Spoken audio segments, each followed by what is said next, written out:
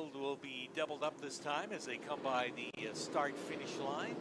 The lights go off on the Thompson Speedway pace car, indicating green flag racing next time, and that front row lines right up. Brian Tagg and Rick Gentes ready to go at it here for 25 laps. Our final event of the night, this spectacular Budweiser 150, the 30th annual here at Thompson, and it comes to the culmination with the running of the late model feature of 25 laps.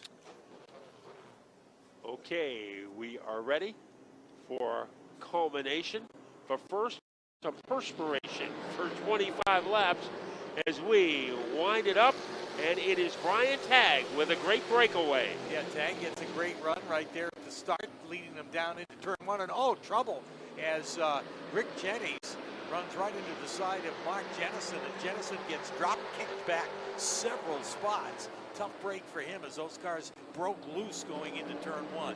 Boy, it's like he was booted by Adam Vinatieri as he went from near the front to near the back for Mark Jennison. Up at the front, it continues to be Tagg, and he is being tormented by the 70 of Rick Gentes. Lewinsky Lowe on the inside, and Dennis Luchacki on the outside are trying to move up. Yeah, that's a great race for third right now. Lewinsky Lowe is on the bottom. Luchacki right with him, and behind him Morgan in that number 31 as they race down into turn one. And it is Gentes now with some room on the inside. Let's see if he can make a move. Emerging from the pack of cars is Luchacki, not for long, because the lunge by Lewinsky Lowe. Lewinsky Lowe said he's been frustrated except for one race this year, but he thought he had the winning combination tonight, and William Wall is starting to pick his way through the field. Yeah, let's add that number 4 to the mix, as now they're side by side, 3 rows back, running all together here in that battle for the lead. Gentes just can't quite get the nose down underneath Brian Tagg to make a challenge for the lead as they race out of turn number 4. The Tagg continues to lead by a nostril. Best battle, third and fourth. Lewinsky Lowe on the inside of Luchacki. And now here is Wall. He is trying to cannonball his way under the 31 of Morgan. And Woody Pitcat has moved up to 7th.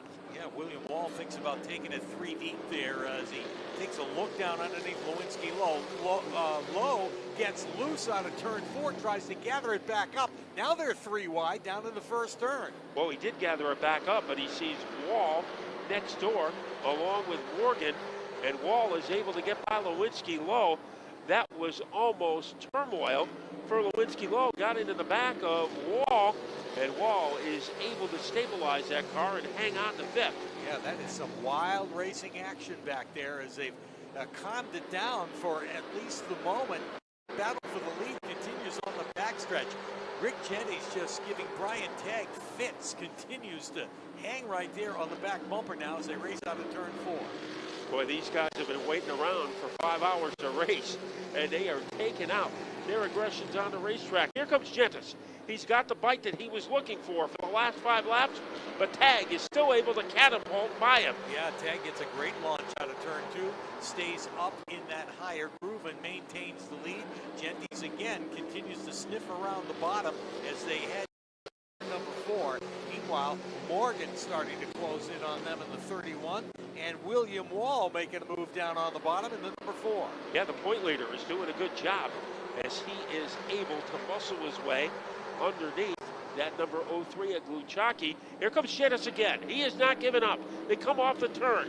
They are hog-tied together with a slight advantage for Brian Tagg. Yeah, this time Gentes hangs with him all the way down the straightaway, drives in deep down into turn 1, gets back on the throttle out of turn 2, but so does Tagg, and it's a drag race on the backstretch. And here is Gentes. He is energized as they rabble-rouse their way off the corner.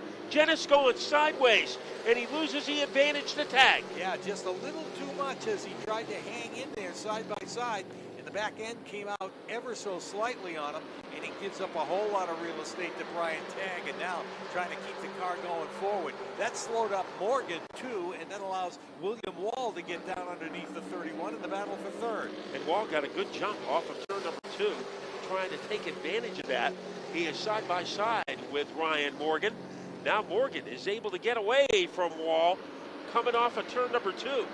Yeah, meanwhile, all of this has allowed Brian Tagg to check out. His biggest lead of the race so far was about 5 car lengths on the backstretch. Gentes closes it up in the turn, but again, like an accordion, Tagg is able to go right back out again and open up the lead. It looks like he's on the Lawrence Welk show with that accordion as he is able to get the edge over Gentes. Gentes came close a couple times, but was unable to clear that number 9 car. You look a little deeper in the field, we see a spirited battle between Buchacki in the 03 and Woody Pitkat in the 91.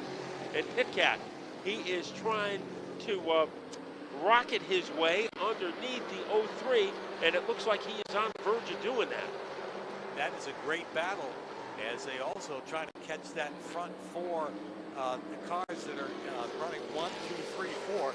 It's won a battle from second on back.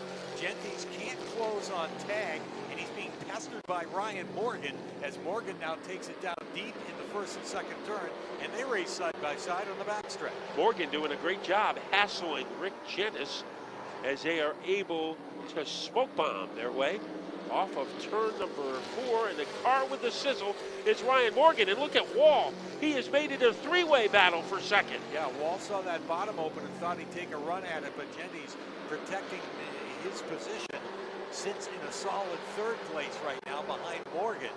As Tagg continues to drive away, he's opened it up to 5, sometimes 6 car lengths between 1st and 2nd at this point.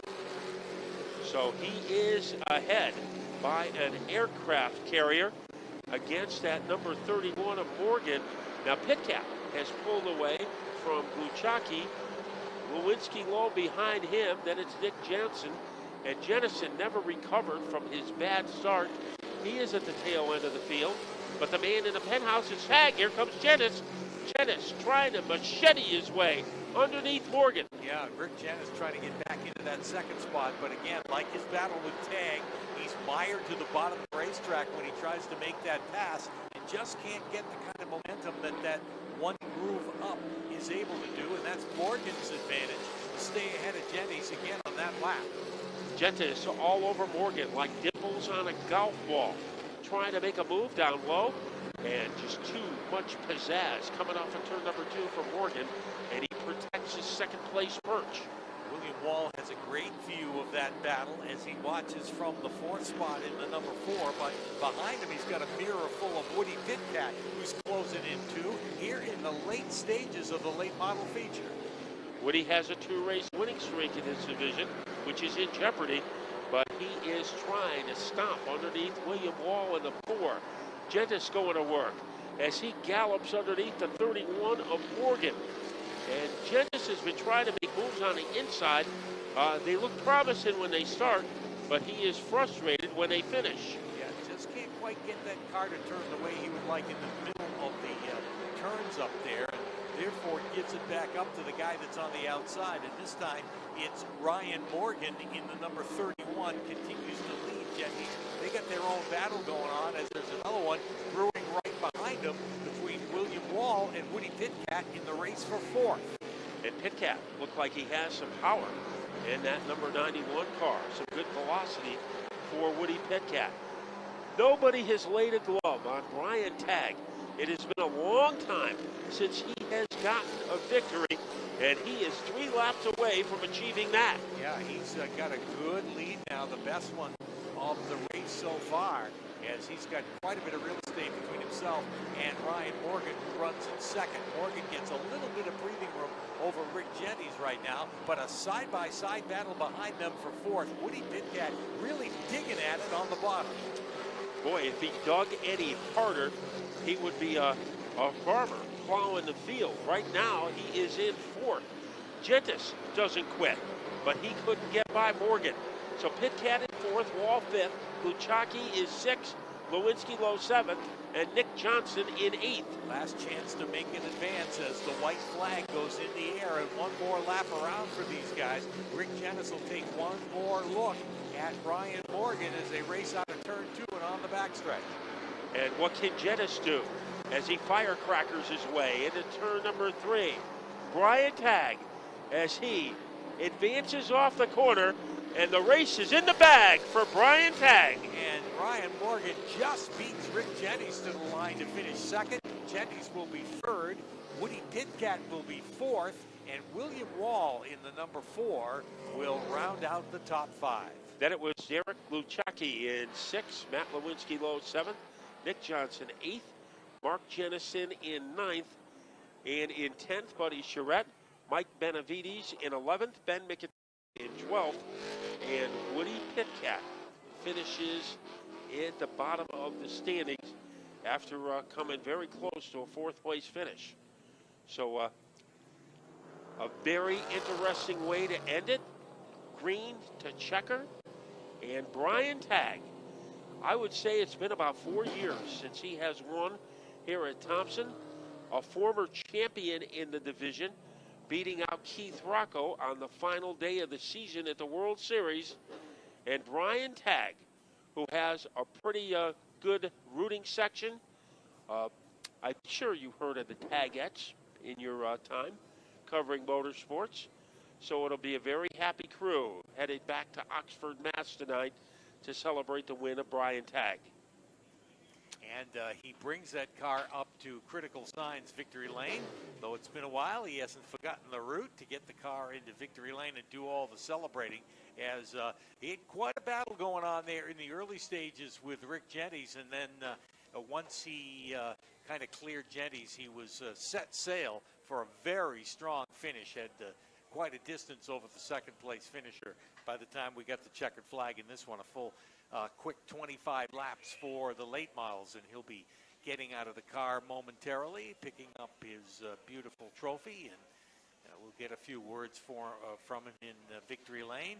Again, it's as you mentioned, Matt, been a while for Brian Tagg, so he is in the right place at the right time tonight as he dominated this late model feature. He's out of the car. You can give him a big round of applause. There's Brian Tagg, tonight's late model winner here at Thompson, part of the Bud 150. And let's go to Critical Signs Victory Lane, where Dave Barabald's standing by. And now we've caught up with Brian Tagg. And Brian, an early battle with Rick Jennings. Take us through your night and guiding your car to Victory Lane. It's never easy when you win from the pole. It looks easy because you start out front, but Rick's one of the toughest guys to race against. And I done when he was pulling up next to me going down the front straightaway, but able to hold him off. I won the Bud 150 night 10 years ago, so this is pretty cool to do it again in a late model. I'd like to thank all my sponsors, LaMountain Brothers, Eric's Cutting Edge, Harvest Moon, JV Mechanical. They're our big sponsor that came aboard. B&G Trains, Crazy Horse. I would have excited if I knew this was going to happen. Thank you, everyone who stayed. I know this was a very long day, so thank you. And my family and my amazing wife, thank you. Hey, guys, that wraps it up on what has been a great night of racing here at Thompson Motorsports Park. I'll leave it to you to bring us home.